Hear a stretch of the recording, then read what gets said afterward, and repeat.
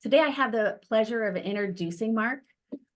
Marc is a dedicated connector, driven by his passion for fostering community and uniting individuals towards a common goal for greater good. With over 2 decades of experience in the not-for-profit and fundraising sectors, Marc has consistently demonstrated his commitment to make a positive impact.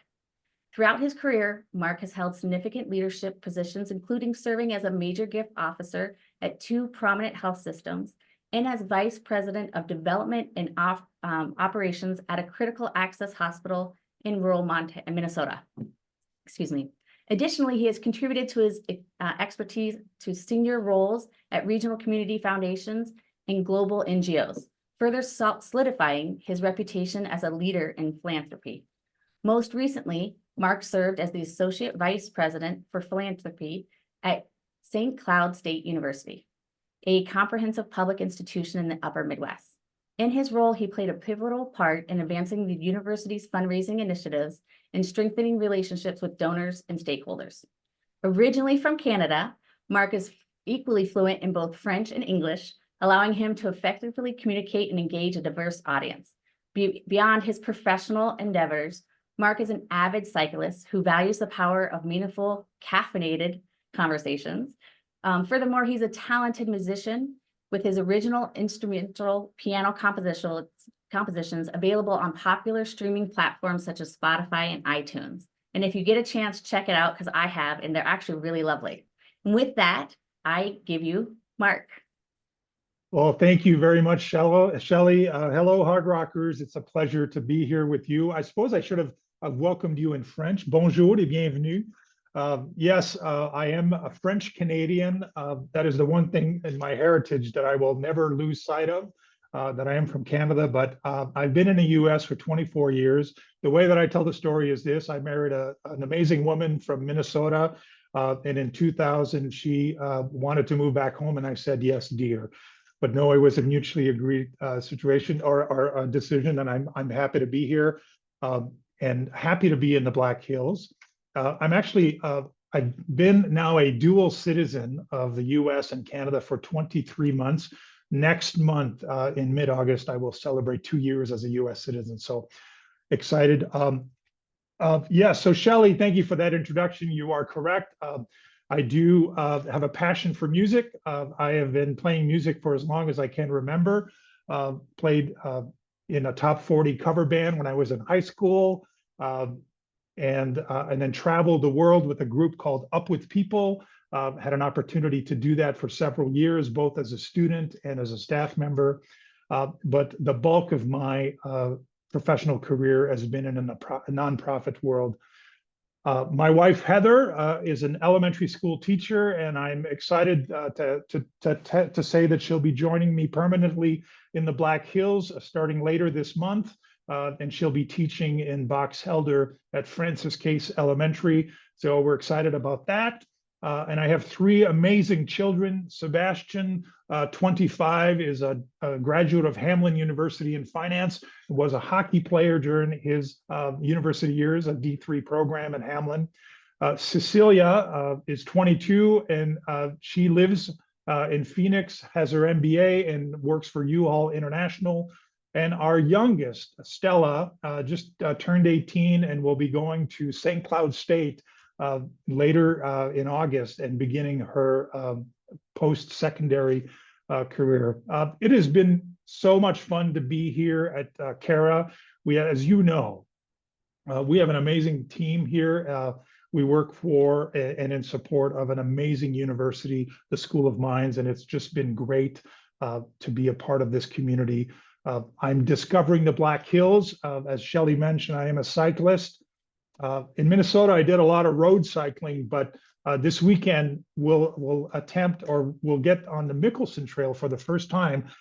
Just got my gravel bike, and I'm excited to put it to the test and explore that. But I'm going to now open it up to you, Shelley, and our community, and happy to answer questions and be in conversation with you. So, Shelley, let me know who's up first from a question perspective. All right, I have a question from Jerry Jarding. He's out there in the DC area, And one of our recent 1975 grads that came back for his 50-year reunion, he asks, what do you see as the biggest opportunities for improvement?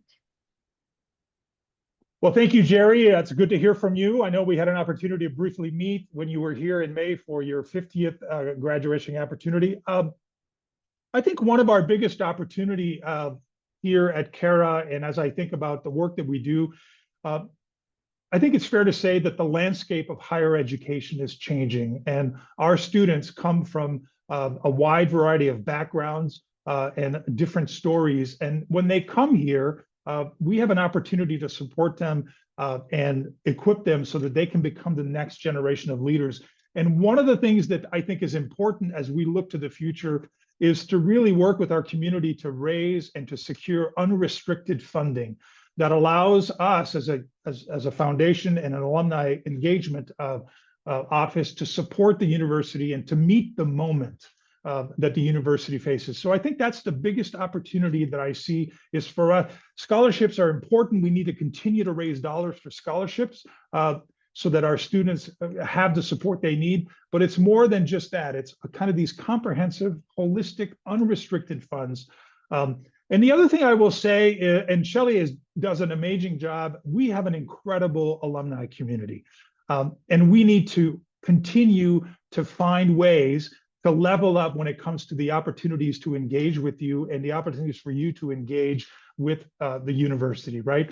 And we need to make sure that we're always staying at the forefront of those opportunities. And I know that with Shelley's leadership and some of the great comments and feedback that you give us, that we're well positioned for that. And we want to continue to level up when it comes to those things. Thank you. I have another question here. This is from Dave Thompson. He's an electrical engineer from 78. He's out in Eastern Pennsylvania. Will South Dakota Mines participate in the CHIPS Act? Wow. Thank you, Dave. That's probably a question that's probably more geared for our provost or our university president. And to that end, I know there's a couple of opportunities for you and our entire community to engage with Interim President Roberts, over the next several weeks here as we get ready to start the next academic year. We do what's called the State of the University, and President Roberts and Shelley, you'll have to remind me of the date. I think it's on August 8th. There will be an opportunity for our community to check in on Zoom and hear from him. I'm not trying to dodge the question, Dave, but I think that's a question more related to our folks on the academic side of the university. That's right. Our very next Lunch and Learn is August 8th. It'll be Provost Dr. Lance Roberts. And he will be he's our interim president, and that probably is a better question for him. So I am waiting for a few more questions to hit. This is your opportunity to have a one-on-one with Marc. And so while we're waiting for a few more questions to come in, I know that Marc has been gathering all the information about the school and the community and everything here. And so it's a learning curve, right? But I know he's excited for homecoming because we have some of those really amazing traditions. So if you can make it back for homecoming this year, that is September 20th and 21st. We do the M Hill picnic. We'll have our alumni awards at the gala that Friday night on the 20th. Saturday morning, we'll bring back the parade. So if you're in the area, come out and cheer on our students and all the people in that parade. And then we go right from the parade to a tailgate at the football game, right to the 1 o'clock football game. So we hope that you guys join us. It's a really great time. And if you're one of those people that you're young enough in your career that you're recruiting, stay for the weekend because Monday night is the career fair reception and Tuesday's the career fair. So you can make just a nice long weekend out of the whole deal. I have another question for you, Marc, from Jerry.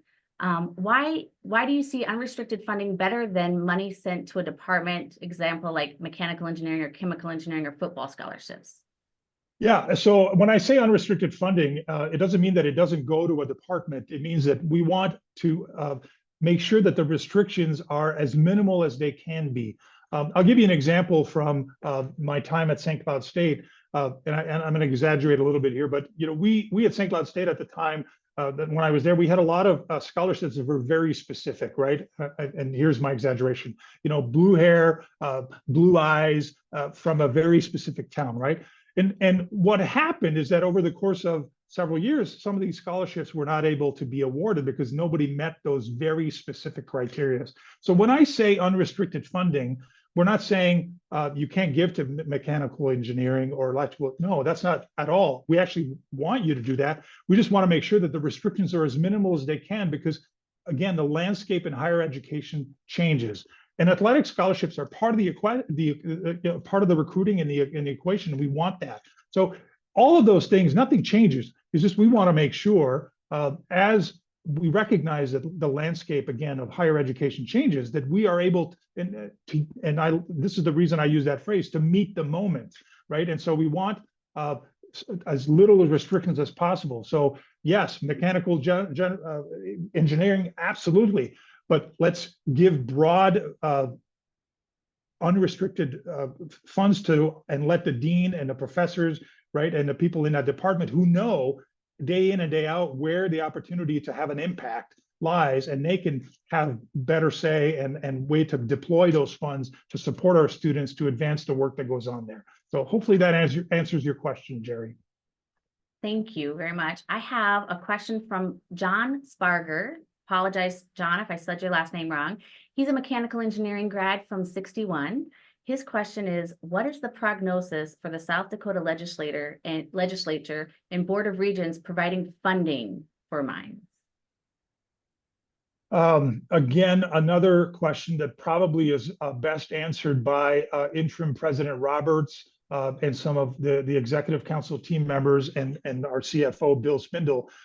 I think that funding for higher education, I think across the nation is a challenge, right? And I think there's lots of priorities, but I think that School of Mines, we make a very strong case for the type of education that is being provided here.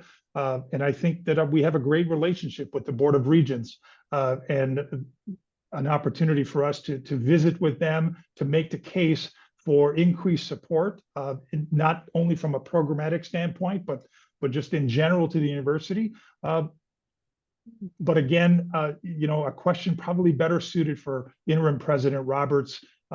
So again, I'm not trying to dodge your questions, but we at CARA don't necessarily have a direct relationship while we have a conversation and have conversations with the Board of Regents. Our role is to support the university and may not necessarily be privy and part of those conversations that happen with the Board of Regents. So, thank you. Excellent.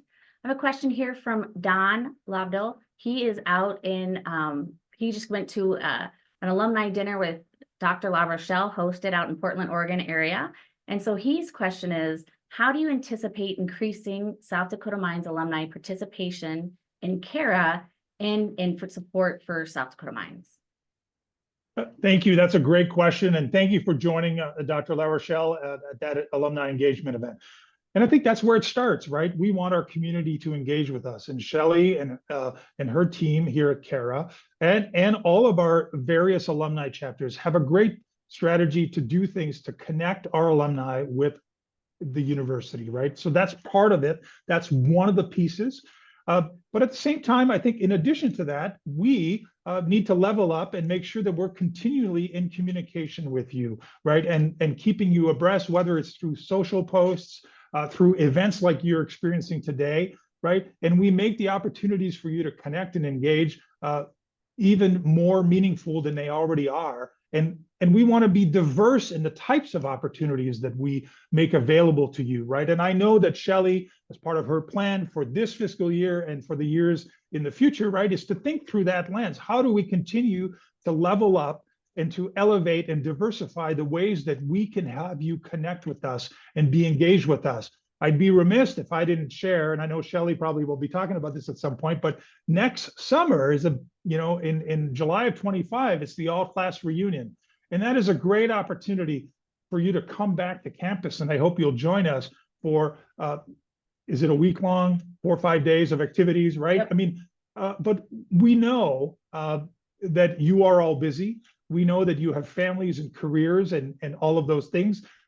And so we need to make sure that we provide you ample opportunities in different ways to engage, and you can count on us to do that.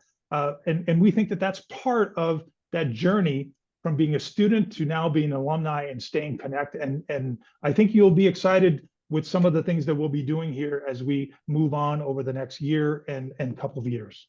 Absolutely.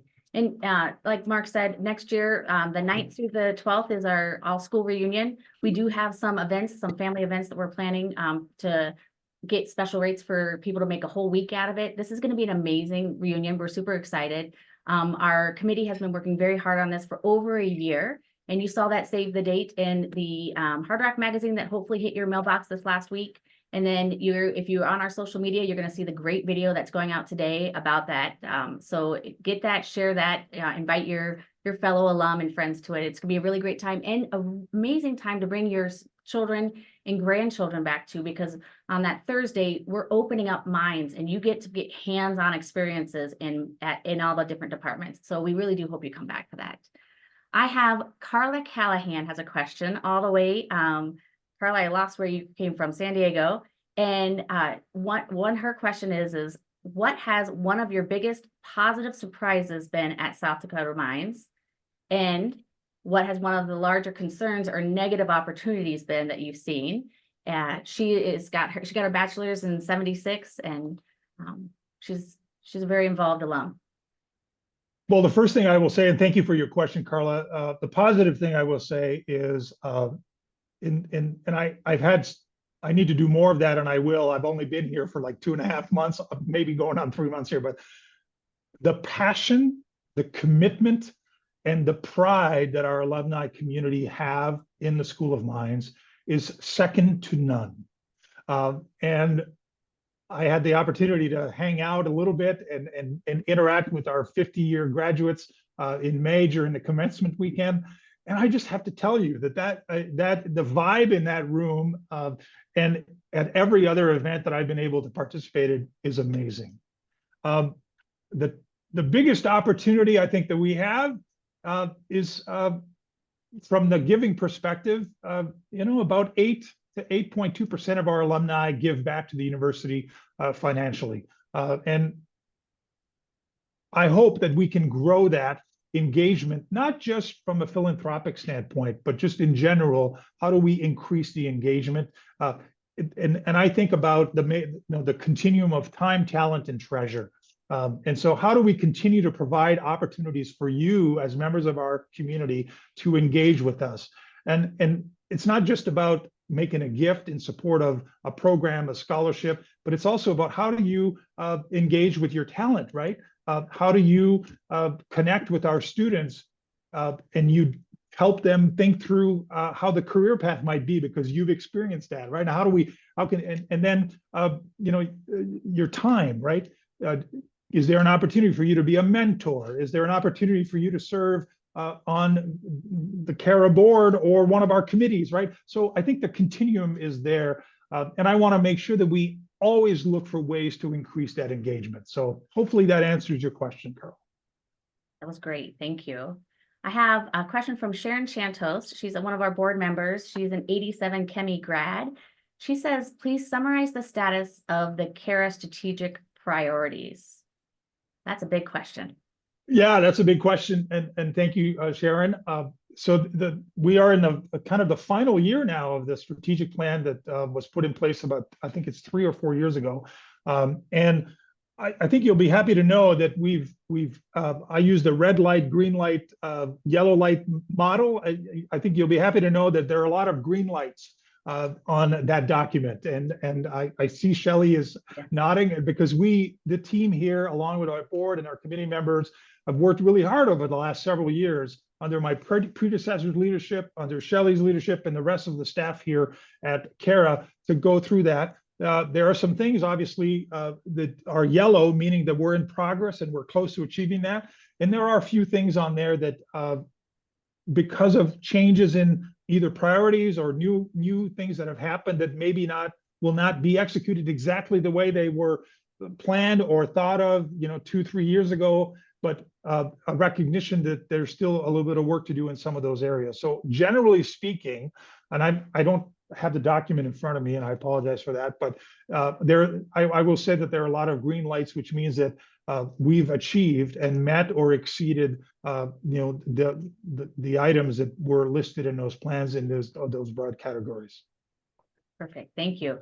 That was a tough one, Sharon. I like that. Carla has one more question for you.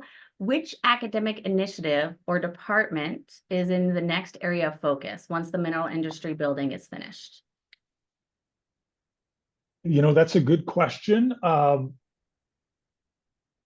I don't know that I have an exact answer. Again, not because I'm not because I don't want to give you an answer. I think that there's opportunities in all of our departments, from a philanthropic support, could and will benefit from the support that we give. But what is the priority? I mean, the mines, the building was obviously a part of the campaign that we are in. It's one of those pillars, an important part of that. So I don't know. I don't have an answer as to say, like, what's the next one that needs a new building. I think there's always opportunities and funding that's needed to level up and to add more equipment, newer equipment, so to speak.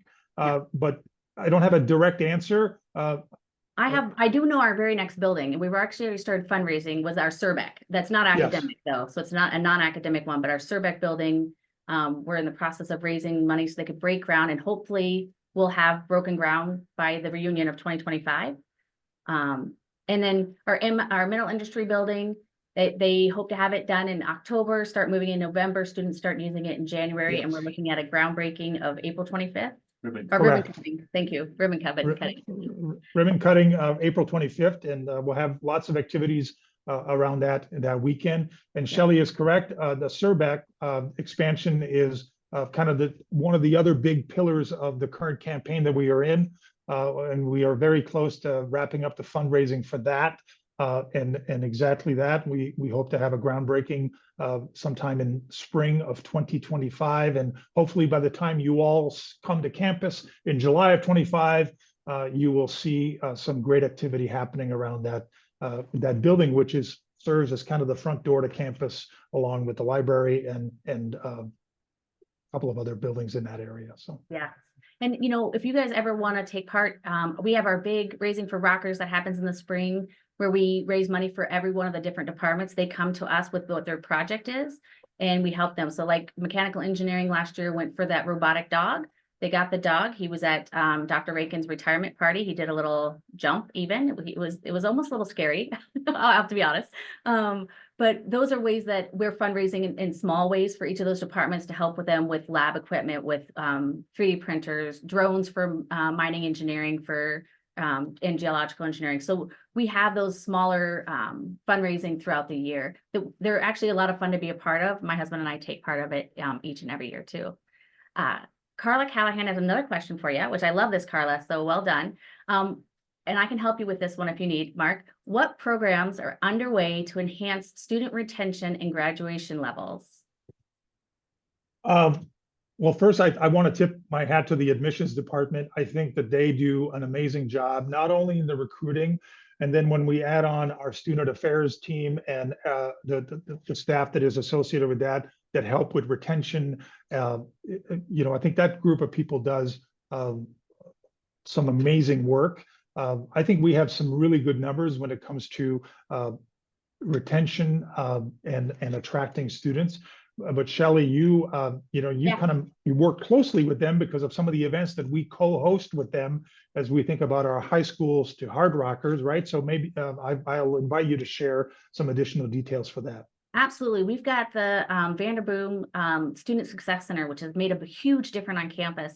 So not this last summer, but the summer before, the retention from freshmen to sophomores was 84%, the highest in the state of South Dakota.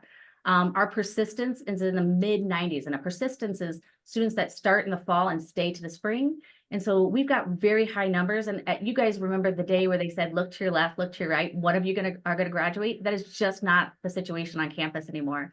Our slide rule in the math lab on the second floor of the library, it's huge. It's this huge, like, ballroom size room that it has a professor in it all school year. So there's hours that there is an actual professor in that room as well as student tutors. So the school has really built this support. They've got a huge freshman support.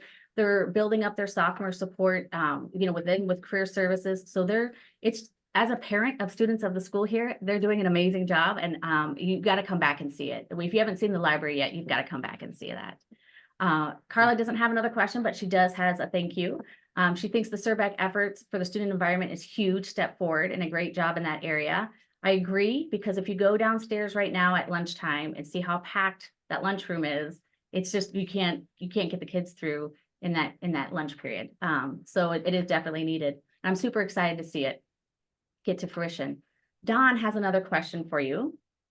His is, my impression of South Dakota Mines alumni engagement is that it starts too late in the graduate's experience. The year before graduation is none too soon.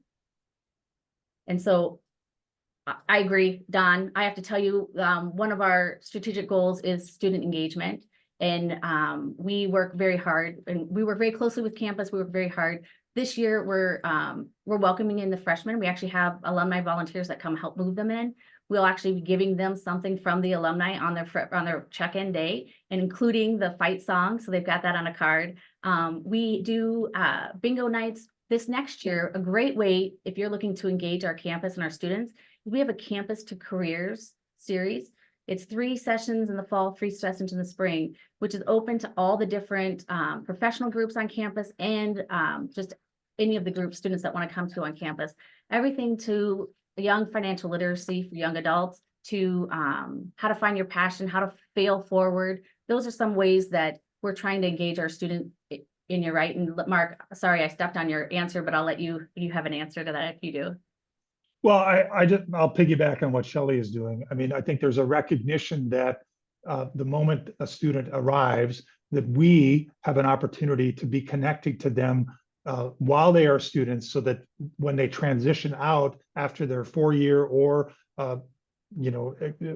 master's degrees or PhD, right? They know who we are, and they know the resource that our community can be to them. So we are absolutely working and partnering and thinking through that lens right away. And Shelley and the committee of the board that we have that focuses on that is always looking to leverage those opportunities. One of the things that we're going to do this summer, it's the inaugural thing, is that we're going to host a little event for our students who are recipients of scholarships, and give them an opportunity to really be more connected to us, and to thank the many donors who provide those resources for the scholarships that they receive. And so that's a way for our students right from day one, so to speak, to really understand the role that the Alumni and Advancement Office, CARA, and we play in their journey as a student, and then ultimately as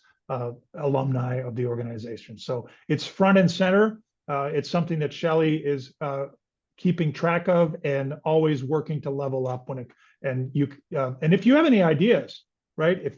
If you are a recent graduate, or even if you're not, and you think, I wish, right, share those with us, because obviously there's power in the community, and that's a way for you to engage and for you to help guide some of those initiatives as we think through that. And it is now past our time. Mark, do you have time for one last question? Absolutely. I do see that we have more questions. I'm going to record these questions, and we'll answer them in an email. You have a question? No, I would do. Oh. Maybe I could answer something. Oh, okay. Yeah. We in the office with me, I have Rich Wells. He said he'd be willing to step on and answer a few of these that he can answer. So in that case, I'm going to answer the one that's personal to you, or ask the one that's personal to you. Being new to South Dakota Mines, what is it that you bring to CARA for ideas and new initiatives to increase engagement and donations? Well, I want to be transparent and say that, the first 90 to 100 days, which we're kind of still in, it's really an opportunity for me to listen and to hear and to experience some of the things that we're doing. But more than that, it really takes a good year for me to understand. Will take a good year for me to understand the cycle of all of the incredible things that we do, right? So I arrived in late April. Yes, there were students on campus, but a short few weeks after I arrived, the campus kind of got quiet all of a sudden, and now we can see a little bit of activity. So But I do have a couple of initiatives, and one of them is around celebrating our community. We have alumni who are making an impact locally, regionally, nationally, and around the world. And when I speak to some of them, but I also know that from the stories that I've heard, the School of Mines was a cornerstone piece to the success that they're having. And so I think it's important for us to celebrate the impact that our community is having across the globe. And so look for, and I don't want to say too much, but look for, as we get into the next several months, look for those this program where we will be more intentional about celebrating the impact that School of Mine alumni are having in their community and in the world. And so that is the one thing. But I'm relatively new. I want to make sure that I soak it all in. And I ask a lot of questions that I observe. But I am surrounded by an amazing staff here at CARA and an incredible board of directors and committee members who are dedicated, committed to the vision of the university and are partners in the work that we do. And as I get more familiar with everything that we do and all that is the School of Mines and CARA, I lean on them. And but I have some thoughts and I have some ideas. And so maybe that's the suspense. You might just have to wait a little bit. So I love that. That's perfect. Well, I appreciate your time today, Mark. I appreciate you coming in and answering these questions with our alumni. Mark has an open door kind of policy. We will send a wrap-up email so that if you ever need to have a meeting with him, send him an email. He is open. He is open to that too. Yeah. So again, thank you for your time. I do have Rich Wells in the room. He's our current chair of our CARA board, and he said he could answer a few of these questions. So I'm going to turn it over to him. Thank you so much, Mark. Thank you, everyone. And with that, let me introduce Rich Wells. He's our chair of our board. And he is, yep, you're again. You can stand up nice and straight. There you go. So let me ask you this question now that I get to ask it in the room. I have Ennis from Houston. He's on our board for CARA. His question is there a plan to create support funds for clubs such as VEX Robotics, which has successfully recruited multiple high school students to the South Dakota mines and consistently achieved outstanding performances in worldwide competitions? Yeah, great question. First off, I hope you're doing well and you've got power at your house after Burl came through.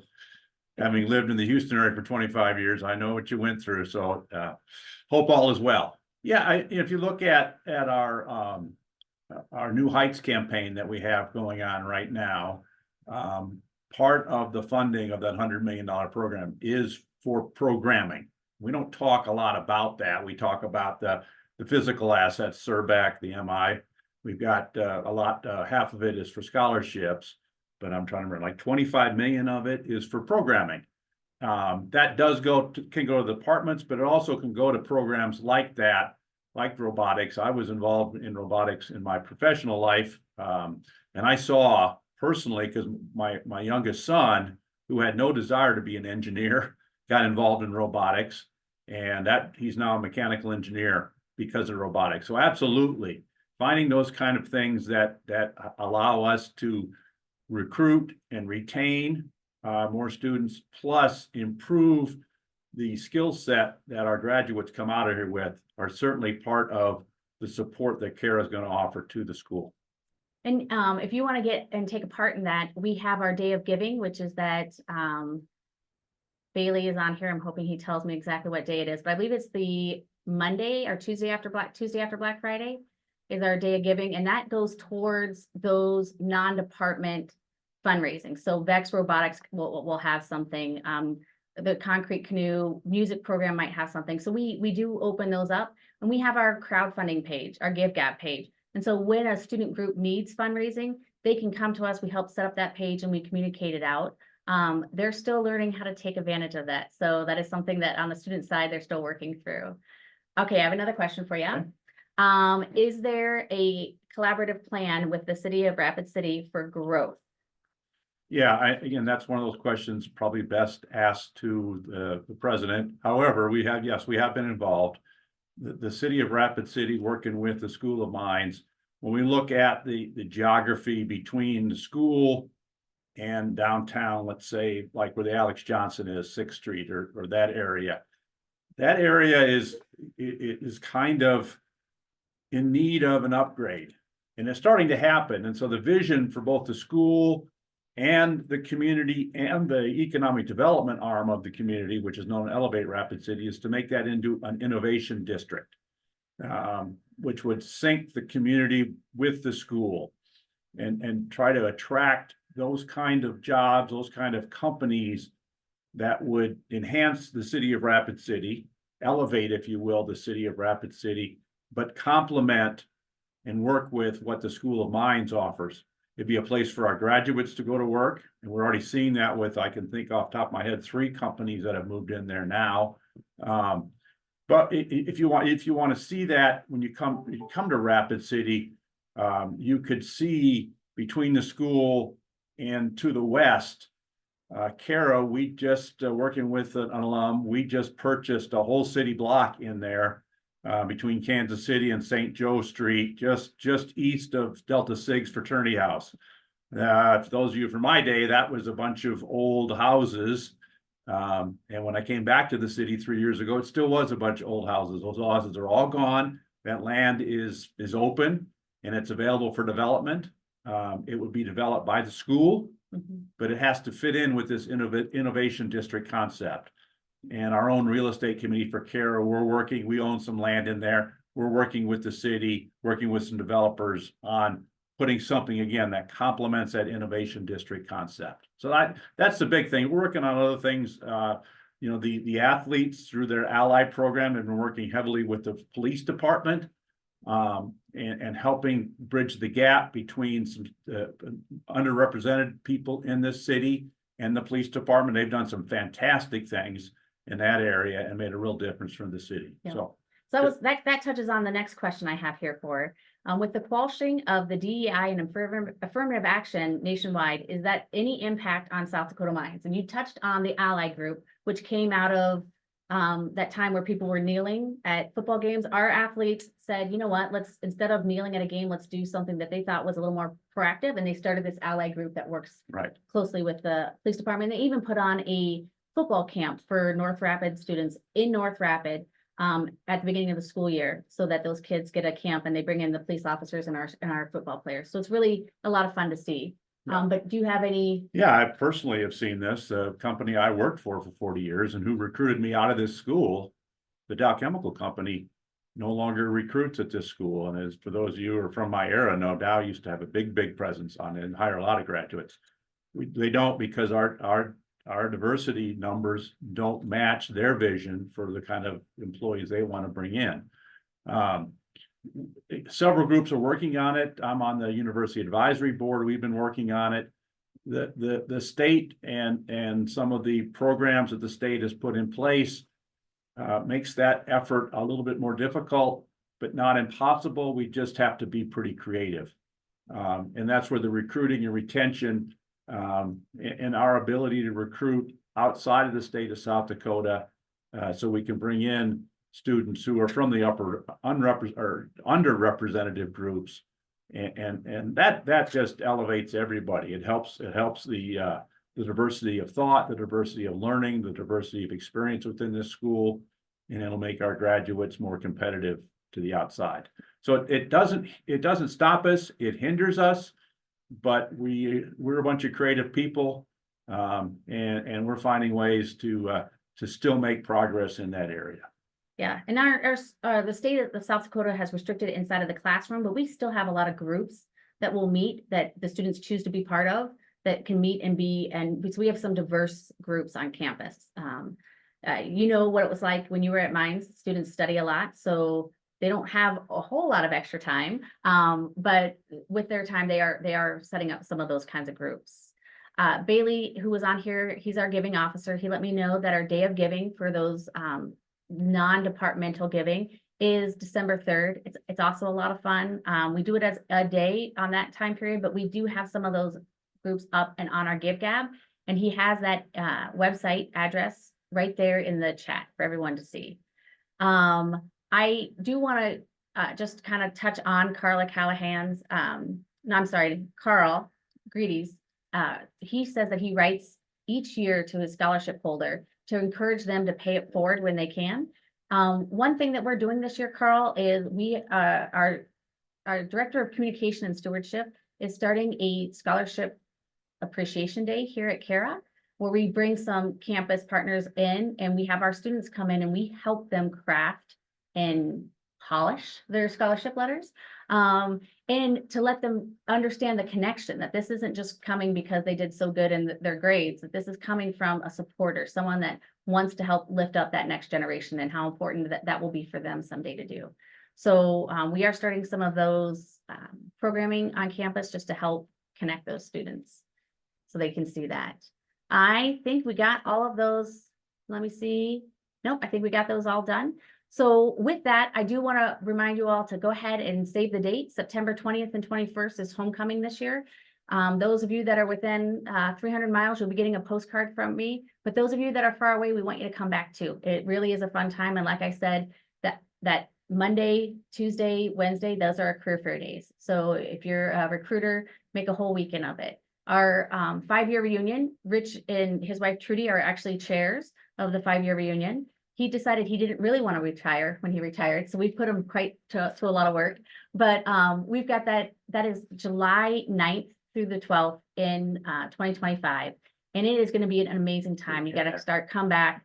And if you've been back before and or if you've got young kids or teenagers, we have events for you. And Sharon Shantos that is on here, she's on our reunion committee. She's really helped to make sure that we make it a great event for families and not just for the alumni. So I really hope you guys do come back. If you haven't been on campus for a while, the programs, the labs, the activities, it's really impressive.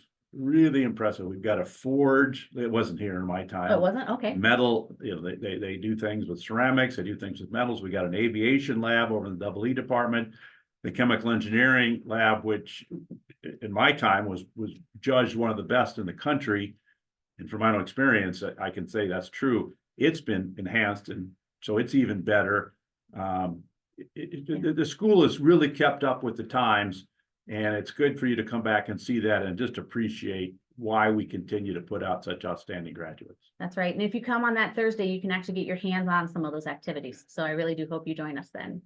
So with that, I just want to thank you all. I see, wait, I got a couple more messages. Nope, just great. I agree. Let's go Hard Rockers. With that, I just want to thank you all for joining us today. I hope you do join us on August 8th for the now interim president, Dr. Lance Roberts, to give us a personal, just to the alumni community, state of the university, where you get to also ask him some of these questions too. And I'm going to prep him that you've got some hard ones coming. So I thank you guys for your time today. I hope you have a nice sunshine day where you are. Bye-bye.